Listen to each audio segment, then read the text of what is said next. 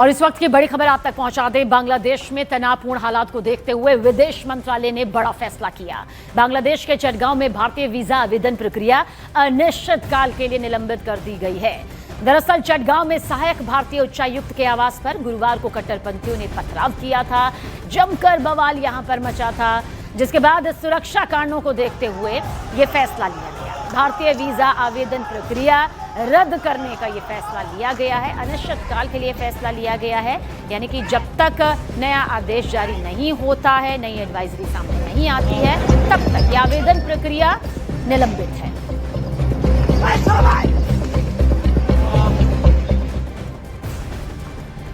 तो बांग्लादेश पर हिंदुओं पर हो रहे अत्याचार को लेकर कोलकाता में एक कार्यक्रम में आरएसएस चीफ मोहन भागवत ने बड़ी बात कह दी।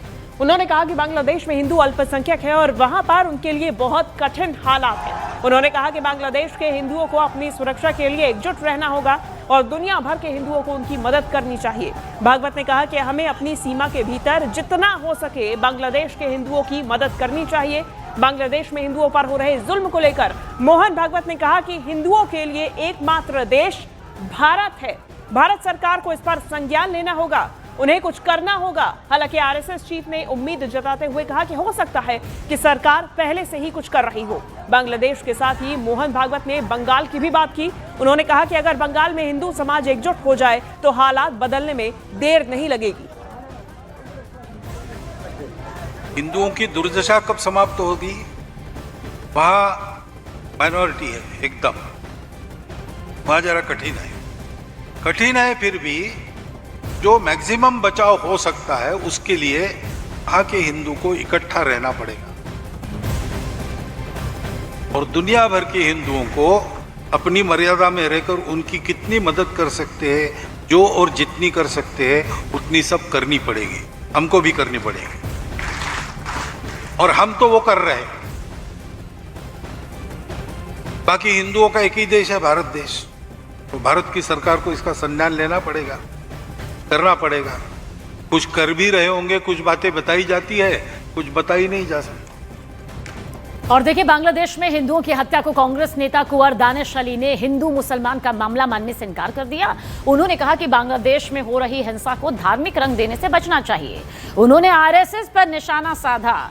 वहीं बीजेपी नेता अजय आलोक ने कहा कि बांग्लादेश की हालत बहुत खराब है और भारत सरकार नजर बनाए हुए है। बीजेपी ने मांग की है कि बांग्लादेश सरकार को फौरन आरोपियों के खिलाफ कड़ी कार्रवाई करनी चाहिए। जितनी कड़े शब्दों में निंदा की जाए कम है। इसके लिए बांग्लादेश की सरकार रिस्पॉन्सिबल है और भारत सरकार को सख्ती से इस मामले को उनके जो भी अपने डिप्लोमेटिक और एफर्ट्स हो सकते हैं उसका इस्तेमाल करना चाहिए। मैं कहूँगा कि हमें दूसरे देश के मामलात में कौन इकट्ठा हो जाए कौन ना, इसको धार्मिक रंग देने से बचना चाहिए। कि बांग्लादेश की हालत बहुत चिंताजनक है और भारत सरकार नज़र बनाई हुई है और पूरे हमारे देश में हर हिंदू संगठन बांग्लादेश के खिलाफ आवाज़ उठा रहा है।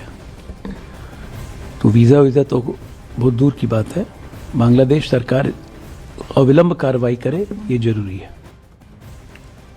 तो सिर्फ आरएसएस ही नहीं बल्कि देश के साधु संत और हिंदू संगठन भी बांग्लादेश सरकार पर कड़ी कार्रवाई की मांग कर रहे हैं। संत महासभा के अध्यक्ष स्वामी चक्रपाणी महाराज ने कहा कि भारत सरकार से बांग्लादेश को सबक सिखाने की मांग की है।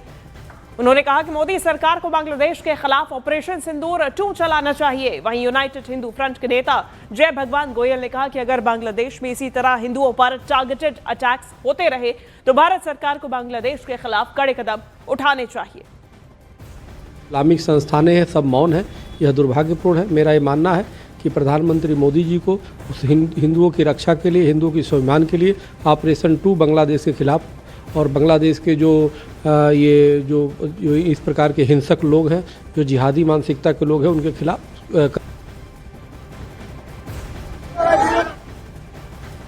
सीएए के तहत बांग्लादेश में रहने वाले हिंदुओं को भारत में लाके नागरिकता दो और बांग्लादेश अगर सीधा नहीं होता तो बांग्लादेश को हिंदुस्तान में ही मिला लो, फिर अपने आप ठीक हो जाएगा।